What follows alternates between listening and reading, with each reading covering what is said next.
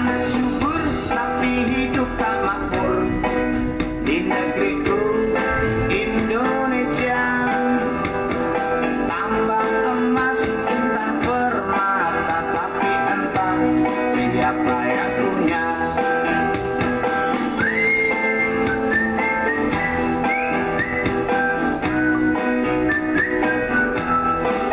Kerja berat, berat keringat banting tulang, pontang-panting dari berdiri sampai nungging. Tapi mengapa masih banyak rakyat miskin? Apa harus budidaya kalajengking? Kulihat dan kubaca di sosial media, kalau Anda ingin cepat kaya, wow, wow, hidup yang irit nggak usah mewah-mewah. Kalau beras mahal, tawarlah biar murah. Lauk pauk cukup seadanya. Oke. Asal jangan tapi sambil yang sawah. Selamat malam para pemirsa dan penonton yang budiman, baik yang ada di panggung ngobrol volume tinggi maupun yang sedang live di media sosial Facebook, Twitter dan YouTube serta media sosial lainnya. Para pendengar dan penonton yang budiman, pada malam ini kita masuk sesi yang ke-16 di panggung ngopi ngobrol volume tinggi di Ampera Bronobis, kilometer 1 Pasir Pangarayan, Kabupaten Rokan Hulu, Provinsi Riau. Para pemirsa, kali ini kita akan membahas potensi wira swasta dalam mensejahterakan masyarakat. Kita ditemani oleh narasumber yang mungkin sudah tak asing lagi bagi kita. Beliau adalah Pak Sawaluddin Gayo, pernah menekuni wirausaha di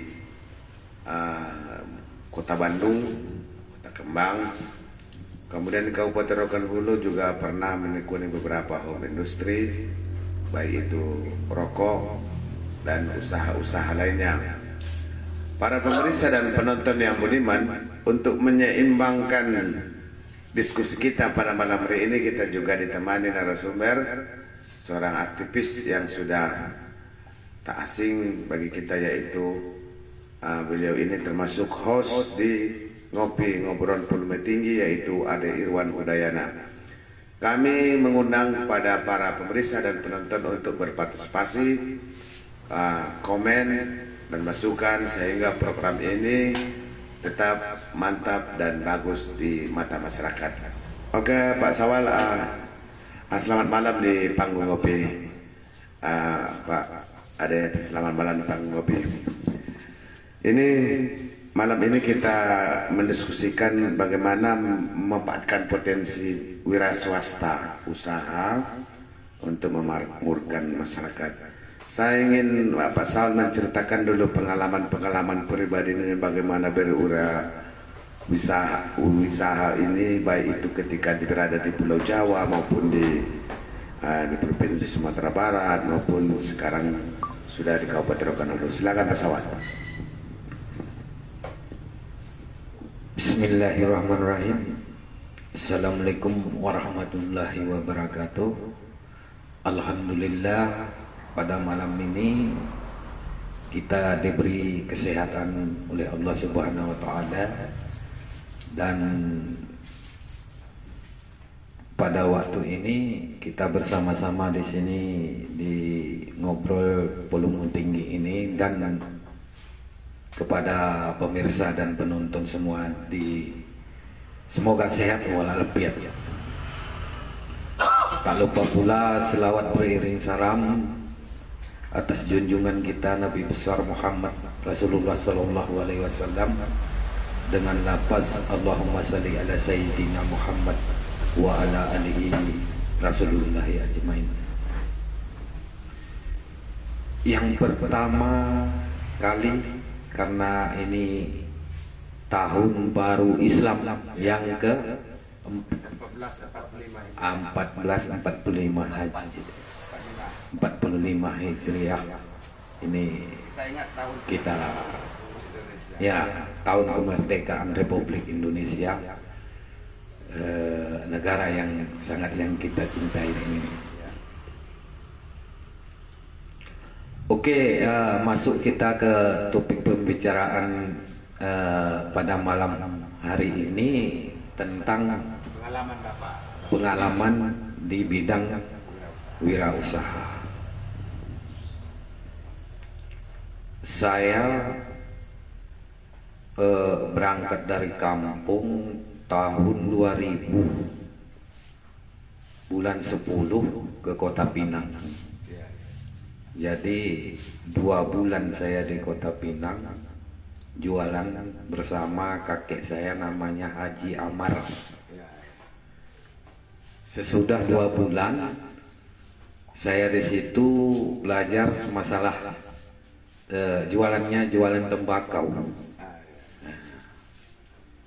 Terus saya dikirim ke Pasir Pengairan ini dengan modal tembakau itu 2 juta. Ya. Saya berangkat dari Kota Pinang waktu itu sampai ke Pasir Pengairan ini tahun 2000 bulan 10 itu langsung ke penginapan. Waktu itu masih ada Loket Beringin namanya, yang di grup 1 Wiwin 1.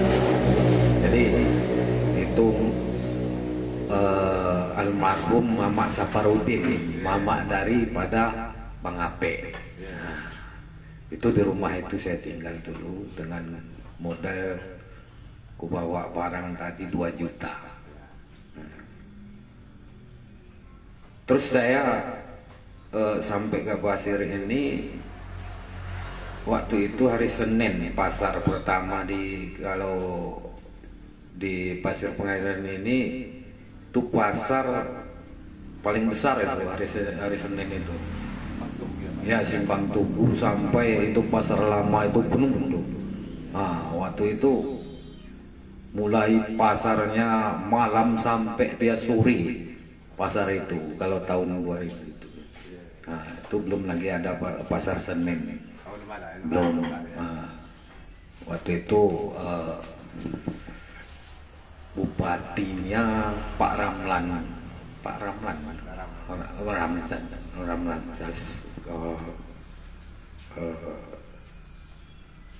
kantor bupati masih di Kilo anak.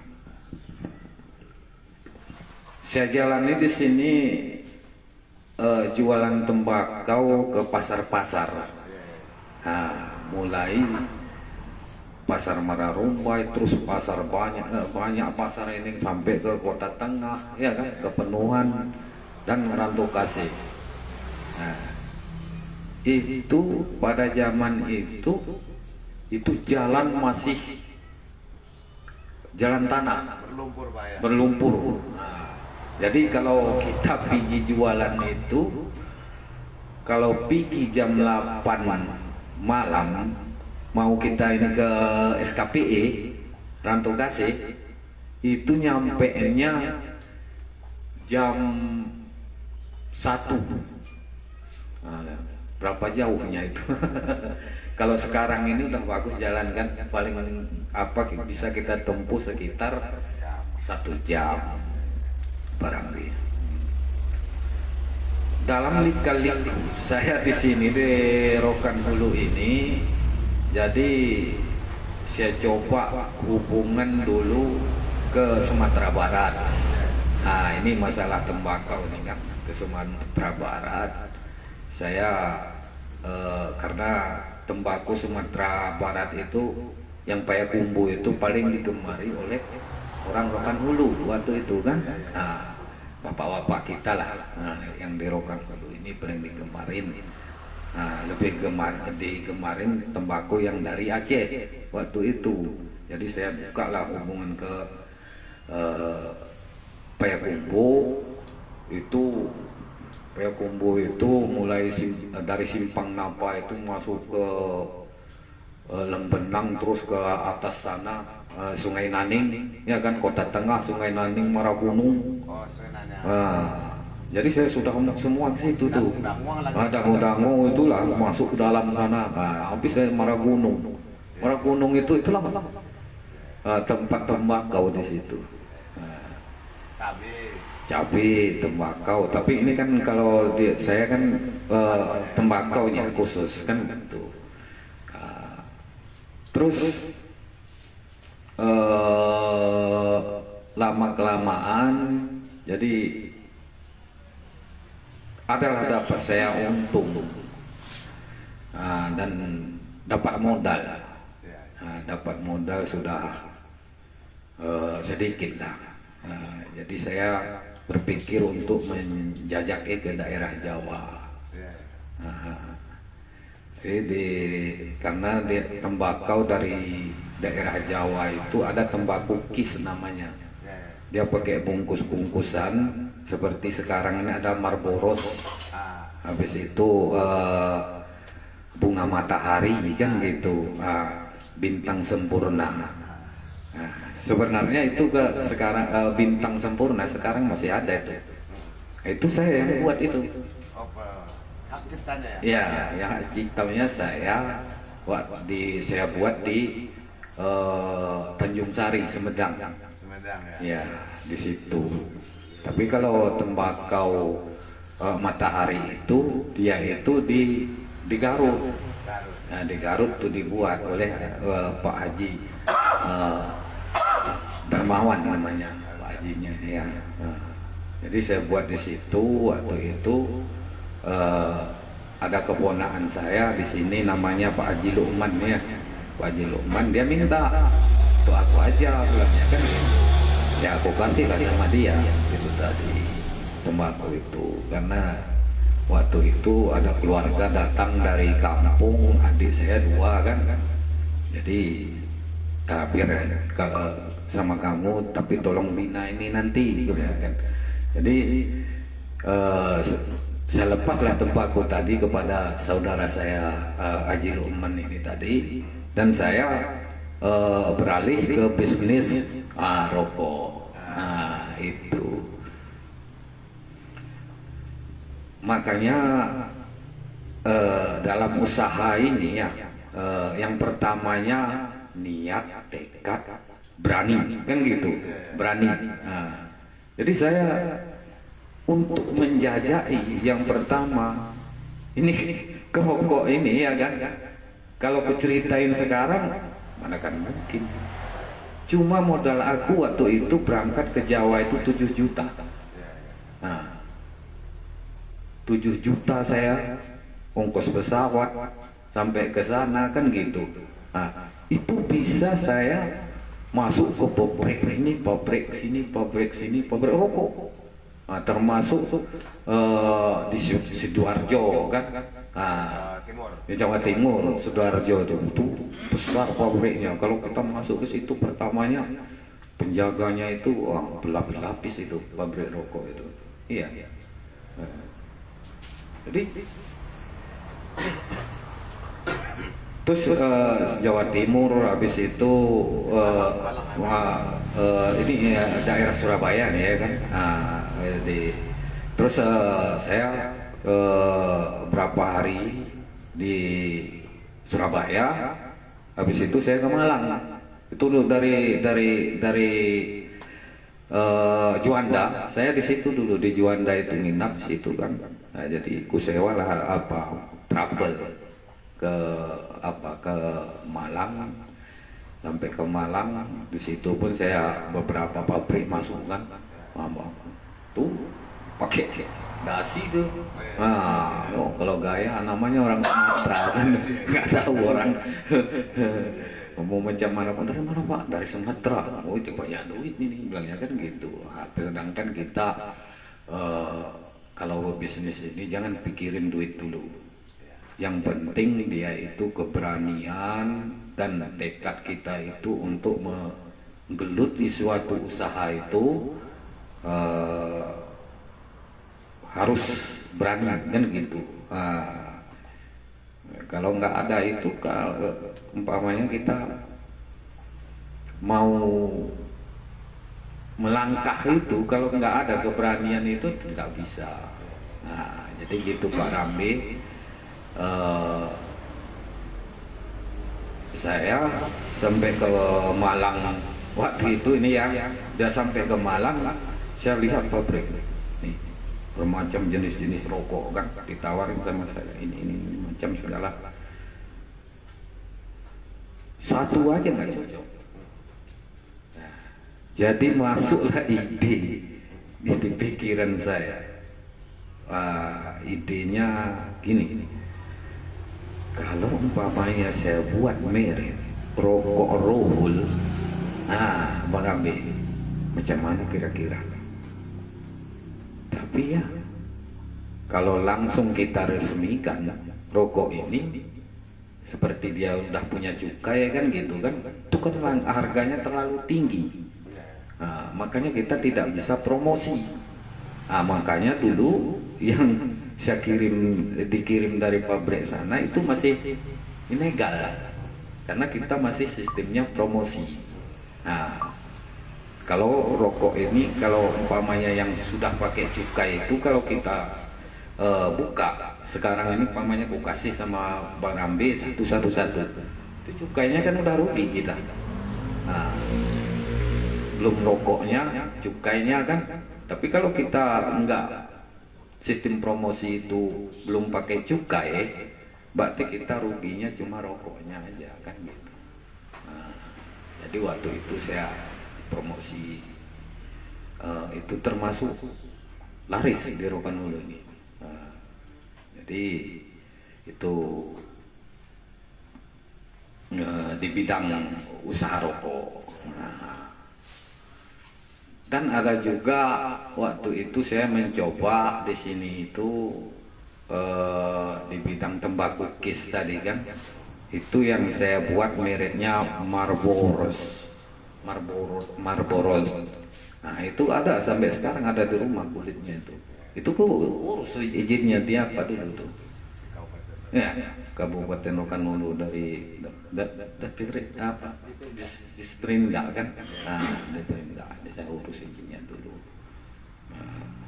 Tuh Bang Rambe, makanya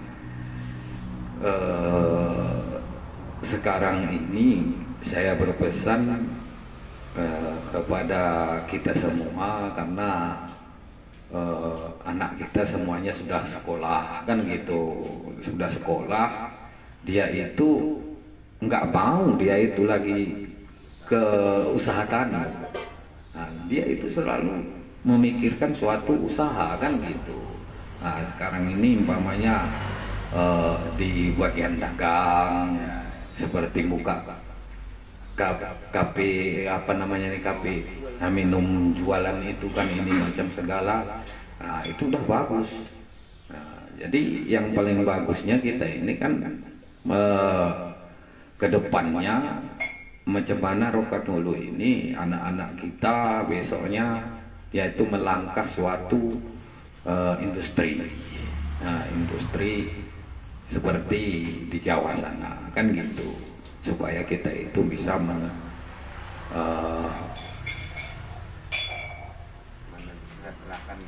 mensejahterakan anak, satu lagi menambah kan gitu, income pendapatan daerah. Itu yang bisa saya sampaikan Pak Rambe. Oke, terima kasih Pak Sawal sudah menguraikan sedikit bagaimana bisnis rokok ini. Alhamdulillah itu yang membuat Pak Sawal masih ada hingga hari ini. Betul Pak Sawal ya? Kita para pemirsa dan penonton, saya akan meminta tanggapan dari Pak Ade Irwan Udayana. Pak Ade ini tadi sudah ada bercerita tentang Pak Sawal bagaimana menggeluti wirausaha ini. Pada kita kan tahu nih, Kabupaten Rokan Hulu ini cukup kaya dengan sumber daya alam. Kalau Pak Sawal tadi ini dia mengkolaborasikan berbagai potensi tembakau, mulai dari Aceh, Sumatera Utara, Sumatera Barat, sampai ke Pulau Jawa sana. Kalau Pak Ade sendiri sebagai ya sudah melalang buana dalam konteks aktivis, kemudian berbagai pemberdayaan masyarakat yang sudah digeluti di Kabupaten Rokan Hulu, menurut Pak Ade sekarang ini potensi apa yang cocok untuk kembangkan dalam wirausaha di Kabupaten Rokan Hulu ini? Baik, assalamualaikum warahmatullahi wabarakatuh. Terima kasih kepada sang panelis. Ini sebelumnya tadi saya ingin coba berkomentar dulu tentang pengalamannya Bung Sawal tadi. Saya tertarik dengan pengalaman beliau karena beliau ini orang dari Aceh sana, ya kan?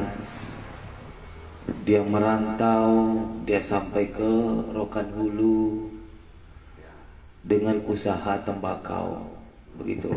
Saya sebenarnya mau komentar beliau, tapi nanti saya jawab pertanyaan Pak Rafi.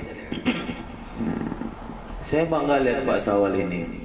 Saya pertama kenal sama beliau ini dulu ada teman saya namanya Sandi.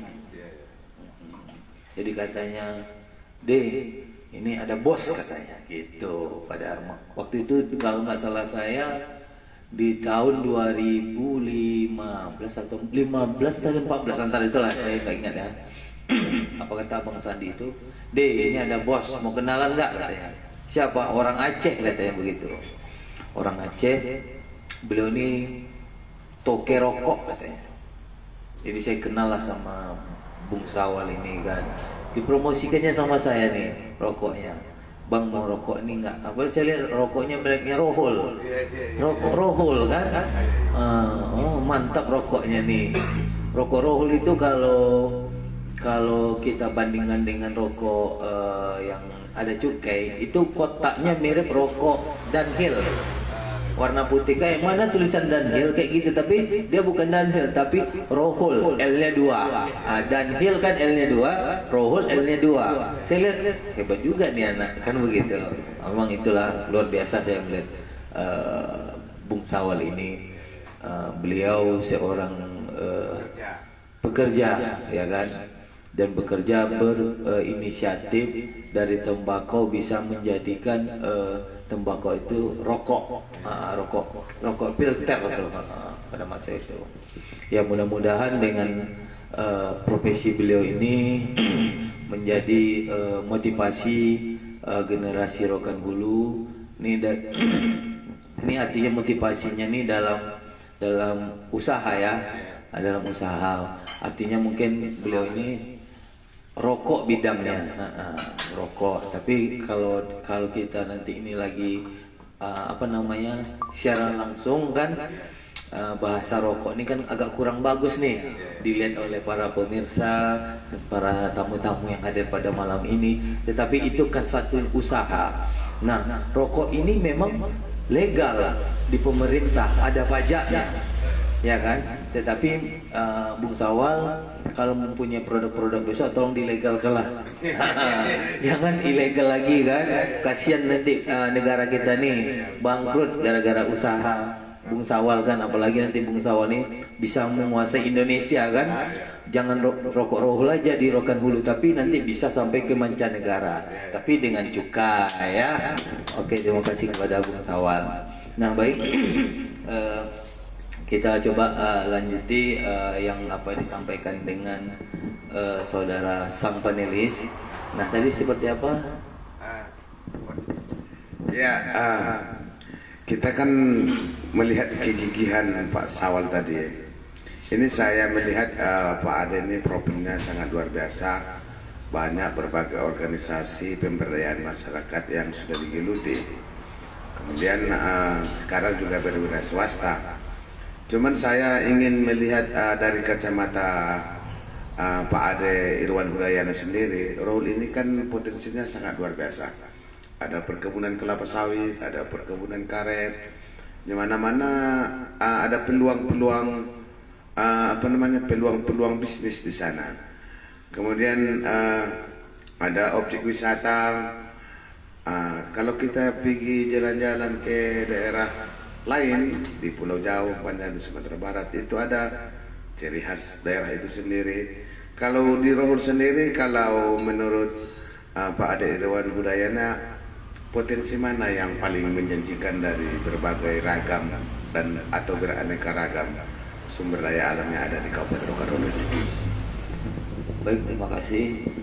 Sebenarnya kalau potensi, nah kita melihat dari grafik Kabupaten Rokan Hulu. Nah, Rokan Hulu ini hari ini memang diburu oleh orang-orang luar. Contoh, orang dari Sumatera Barat, orang dari Tapanuli atau Sumatera Utara. Kenapa? Karena Rokan Hulu ini negerinya subur. Bahkan dari Jawa. Nah, kita tahu di zaman Soeharto dulu ada namanya transmigrasi, kan? Kenapa dibuat transmigrasi ke Rokan Hulu? Karena daerah ini daerah yang subur. Nah, contoh kita lihat di daerah Tran-Tran yang dekat dari tempat kita ini di SKPA. Nah, itu subur usaha tanaman padinya, pangannya. Nah, tentu kami melihat Rokan Hulu ini tempat ladang usaha yang paling bagus. Kalau orang kita dari Sumatera sana yang dikejar di sini kebun karena petani karena tanahnya bagus. Nah, kalau dari Sumatera Barat itu yang dikejar apa? Wirausahanya. Kalau petaninya mungkin mereka belum apa kali lah kalau yang saya lihat dari kacamata saya ya. Nah, tentu kita sebagai masyarakat Rokan Hulu kita harus cermat melihat orang-orang yang datang. Nah, kenapa orang datang kemari, kita sementara orang sini kita pergi merantau keluar, kan banyak nih. Nah, makanya kan saya sering menyampaikan kepada teman-teman, kenapa kita harus mencari rezeki keluar, sementara di kampung kita masih banyak peluang usaha. Baik itu kita mau kalau berkebun, baik itu kita mau berdagang, kan? Ini Rokan Hulu ini peluang bisnis sebenarnya. Peluang bisnis. Kenapa saya lihat? Karena saya pengalaman, saya dulu pernah berusaha di luar. Saya dulu pernah buka usaha di Jakarta pada masa itu. Tahun 2000 itu saya buka usaha jualan ikan pada masa itu. Jualan ikan, ya pedagang-dagang. Nah, kalau di Jakarta itu kalau untuk kita bisa maju itu bukan jadi seorang karyawan, bukan menjadi seorang PNS, tetapi ketika kita ingin berusaha kalau di daerah Jawa sana itu kita pasti bisa sukses. Tapi kalau kita berharap kita jadi karyawan PNS, jangan haraplah kita bisa jadi orang sukses kalau di daerah sana. Nah, begitu juga kita di sini di Rokan Hulu. Jangan kita berharap menjadi seorang karyawan PT atau karyawan atau PNS, ya kan? Tetapi bagaimana kita menciptakan peluang kerja yang bisa mendatangkan hasil nilai kepada kita dan untuk masyarakat Rokan Hulu. Salah satunya mungkin kita bisa, ya kalau kita nggak punya modal, kita buka warung-warung kecil, ya kan? Contohnya kayak rumah makan, kan itu kecil tuh modalnya, nggak banyak. Modal 1 juta kita bisa buka usaha kan, tetapi kita bisa menghidupkan masyarakat Rokan Hulu. Nah, salah satunya kita buat dia sebagai karyawan kita. Nah, artinya kita bisa menghidupkan orang yang ada di Kabupaten Rokan Hulu. Nah, itu yang saya lihat, Pak Rambe. Tentu kalaulah saya nih dipilih, kamu mau jadi pegawai atau jadi wira swasta, saya akan pilih menjadi wira swasta. Kenapa? Saya pernah pengalaman jadi seorang yang bekerja di pemerintahan. Nah, kalau di pemerintahan itu, ya, mungkin kita tahu nih perolehannya sekali 1 bulan, dan itu sudah terukur. Contoh, kalau kita seorang tenaga honorer, ya kan kita nggak usah saya bilang lah di sini ya, nanti nggak enak. Itu sudah terukur segitulah tiap bulannya, nggak ada lebihnya. Nah, ketika kita kalau menjadi seorang wira swasta, wira usaha, hari ini kita bilang gaji saya harus 1 juta, kita bisa dapat. Hari ini saya bilang gaji saya 10 juta, kita bisa dapat. Artinya nggak bisa diukur. Nah, itu Pak Rande. Jadi kalau saya lihat lebih bagus kita untuk berkarya lah di Kabupaten Rokan Hulu. Sayang masa orang luar bisa berkarya, orang kita nggak bisa berkarya di sini kan. Itu mungkin sedikit saya sampaikan. Oke, luar biasa penjelasan dari Bapak Ade Irwan Udayana, bagaimana semangat kita untuk berkarya, kemudian hidup dan memberi kehidupan. Pak Sawal ini kan Pak Sawal sebagai langsung pelaku nih, pelaku usaha. Tadi saya dengar butuh permodalan gitu ya, butuh permodalan. Kira-kira ini kan persoalan ini kan tidak hanya diterima oleh Pak Sawal sendiri, ada sawal yang lain di Kabupaten Rokan Hulu ini. Apalagi pasca pandemi COVID-19 yang kemarin ya, banyak wirausaha ini yang jatuh. Nah, jadi sebagai masyarakat, Pak Sawal, kira-kira di sini betul nggak fasilitas dari pemerintah agar para usaha ini tetap berjalan, mapan, dan bagaimana, apa kesulitannya ketika mencari permodalan, Pak Sawal?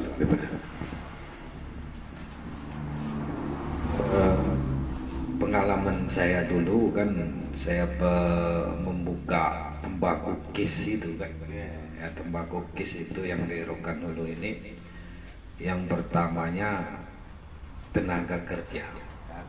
Nah, jadi gaji itu kalau kita mempekerjakan orang di sini sama di Jawa sana itu cukup tinggi di sini. Nah, nggak temakan kita untuk apa itu kan, untuk kerja itu gaji. Nah, itulah makanya dulu kesulitan saya yang pertamanya itu. Nah, yang keduanya ya termasuk itu tadi, ibaratnya support dari pemerintah kepada usaha kecil menengah itu harus ada. Nah, itu karena kalau tidak ada itu, satu lagi lah di permodalan kan gitu, itu kan support juga namanya itu. Di permodalan ini bunga kan gitu, harus ada itu dari pinjaman lunak dari bank itu kan, karena setiap buka usaha ini dia itu kita butuh modal.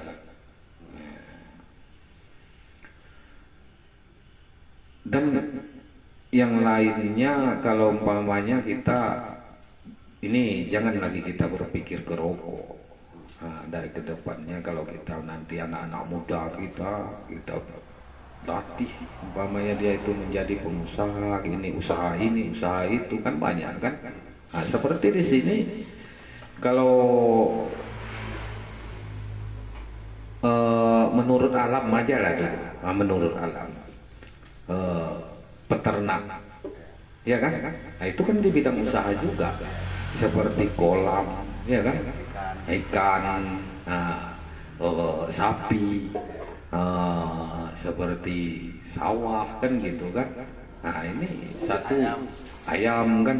Nah, ini satu nih, karena saya sering main-main ke SKPA sana kan? SKPA itu namanya itu kan dulu itu kan lahan persawahan, ya kan, yang dibikin irigasi dari apa sana ke sana. Ini mungkin kalau kan nggak apa-apa, aku singgung sikit-sikit, ya kan? Nggak terlalu dalam, Pak. Nggak terlalu dalam, ya kan? Itu kan lahan persawahan sekarang ini banyak ditanam orang sawit sama karet kan gitu. Itu kan udah kalau kita bilang tata ruangnya kan udah salah kan gitu. Ya itu maksudnya itu kalau semuanya itu kita tanam pamannya padi, ya kan? Padi Rokan Hulu ini nggak kekurangan beras. Ya kan? Nah, jadi kenapa orang tanam ini? Itu sedikit ya kesinggung ya kan.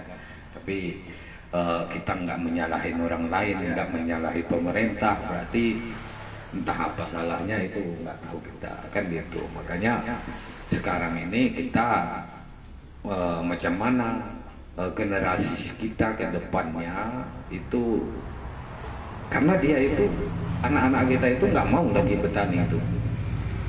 Siapa aja yang udah sekolah ke sini ke sana itu dia nggak mau bertani. Macam mana caranya dia memikirkan Rokan Hulu ini? Nah, di dalam usaha, di dalam apa bentuk dia dibawanya ilmu dari perantauan ke sini, balik dia ke sini kan untuk membuat usaha itu. Nah, itu yang harus kita dukung melalui support yang dari kita yang sudah apa ini kan yang kita kita semua lah gitu. Jadi usaha ini sebenarnya Marambe ya kan itu tadi asal ada kemauan ya kan. Nah, tapi yang termasuk ilmunya. Nah, jadi makanya bisa kita bandingkan kan gitu di daerah-daerah lain seperti di Payakumbuh ya kan, seperti di daerah Bandung, seperti di daerah lain itu seperti lilin macam segala yang buat orang itu ini mainan kereleng apa gini kan, itu industri rumah tangga itu. Jadi ini mainan anak-anak ini mobil-mobilan gini macam segala kan, bunga-bunga kan gitu. Itu industri rumah tangga. Jadi kita ini kan tinggal ibaratnya apa namanya itu studi banding kan gitu. Ibu-ibu ini kalau enggak kita itu mengundang ahlinya. Jadi terus orang bergerak di situ di bidang usaha, perizinannya jangan dipersulit kan gitu. Nah itulah ke depannya. Jadi di dalam usaha ini kayak saya lah kan gitu. Apakah Pak Sawal udah berhasil dari di bidang usaha? Belum. Karena di bidang dagang, bisnis ya kan, itu sepinter-pinternya orang ya kan. Nah, itu ada masa penceliknya namanya kan, penceliknya itu jatuhnya. Nah, nggak pernah orang umpamanya nggak jatuh kalau di bidang usaha ini. Jadi selama Pak Sawal menggeluti usaha, ini ada bahasanya kalau kita bilang bahasa daerah kita, tumbang toga. Ini udah berapa kali? Maksudnya jatuh berdiri. Coba sampaikan dulu. Oh, kalau saya baru sekali. Nah, jadi itu tumbangnya saya waktu itu bukan masalah ini tutupnya perusahaan yang saya kontrak di Malang. Nah, itu tumbangnya saya nggak buka lagi kan. Jadi habis itu modal saya apakan ke lain, ke yang bagian mati tanah ini macam segala kan, rumah itu dulu. Nah makanya sampai sekarang mau kugeluti usaha lain ya tergantung ke modal tadi lah, nggak apakan lagi kan gitu. Tapi kan nggak mungkin saya itu kayak dulu mengapakan dari nol balik. Kalau dulu bisa, ya kan? Sekarang kan di faktor umur, ya kan? Kalau udah di faktor umur ini kita umpamanya, jualan lagi balik ke pasar kan nggak mungkin lagi. Nah, mungkin ini udah ada berpikir saya dalam tentang usaha kedepannya di 2024 ini nanti. Saya buka balik yang pertamanya itu di Jalan Lingkar nanti kan. Saya buka insya Allah lah. Itu di dalam usaha-usaha kecil tadi, seperti kita diolah dari umpamanya bahannya entah dari tepung, nanti entah dari gandum, ubi kan, ubi. Bisa juga itu kita buat suatu makanan kan gitu yang berkelas. Seperti di Rokanuli banyak juga yang bisa kan. Di sini yang terkenalnya apa namanya tuh? Aren. Itu kalau kita cerita nanti sama orang Cina itu, dia udah punya duluan nanti itu. Kenapa? Aren ini sebenarnya kita kalau air aren ini bisa buat di kaleng ini ya. Seperti semasannya seperti spray, seapa kan gitu, bisa itu. Permen aren ya. Permen aren, banyak itu di apa.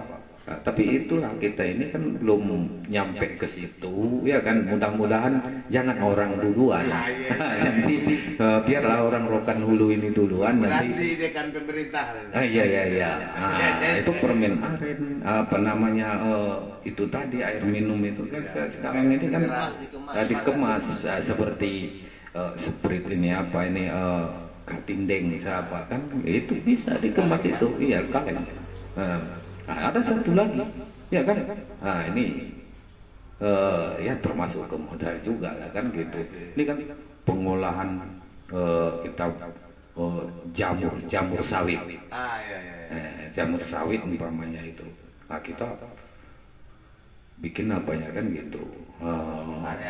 Arealnya di jamur sawit ini. Habis itu jamur sawit ini bikin seperti kaleng juga, seperti Ekspor itu. iya bisa seperti aren tadi kan bahan ekspor juga bisa tuh. Seperti apa ini tadi jamur sawit ini tadi, kita bikin seperti sarden. Jadi potong-potong ini masuk ke sarden, itu luar negeri laku. Itu produk apa Rokan Hulu kan gitu. Mudah-mudahan ya jangan orang duluan, kita duluan nanti. Makanya angka itu gitulah Bang Ramli. Oke, para pemirsa, tanpa terasa waktu juga yang memisahkan kita. Para pendengar dan penonton yang dimuliakan oleh Allah, baik itu yang ada di media sosial dan media baik itu TikTok, Facebook, dan Twitter, karena waktu juga yang memisahkan kita, karena kami dari manajemen ngobrol Volume Tinggi yang dipimpin oleh Haji Sarkawi dan saya sebagai panelis Raja Palutarambe dan host Ade Irwan Hudayana, kru Bustami Nasution dan Ramlan Lubis. Mohon maaf, cuma yang menjadi catatan Pak Sawan, saya punya sebuah ungkapan dalam bahasa Arab yang disampaikan oleh Nabi besar Muhammad sallallahu alaihi wasallam, ikmal lidunyaka ka'annaka ta'isu abada wa ikmal li akhiratika ka'annaka tamutu gadan. Berusahalah kamu seolah-olah kamu hidup selama-lama, dan beribadahlah kamu seolah-olah kamu mati besok. Oke, terima kasih. Wassalam, kita berjumpa di waktu dan tempat yang sama. Assalamualaikum warahmatullahi wabarakatuh.